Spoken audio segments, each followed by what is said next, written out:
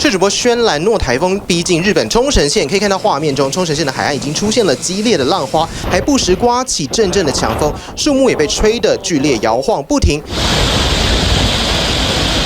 而在那霸更东南方的石垣岛跟宫古岛首当其冲，尤其是石垣岛距离台湾本岛仅仅320公里，目前也出现了强风豪雨，民众也储备物资防台，超市的货架上都被横扫一空。根据 NHK 引述日本气象厅指出，轩岚诺台风被列为非常强台，目前在宫古岛南方300公里处，依旧呈现原地打转的姿态，没有明显的移动。不过预测轩岚诺即将转向往北，冲绳县也势必出现更强烈的风雨，接着会逐渐朝向日本九州以及西部地区移动。 日本关东地区已经受到外围环流影响，出现大雨。目前各地尚未传出灾情，当局也警告民众呢严防淹水以及土石流。以上是最新情形，金融郑万鹏直播。想扩大国际视野，掌握趋势，请订阅专门报道国际新闻的 YouTube 频道 TVBS 国际 Plus， 记得要开启小铃铛哦。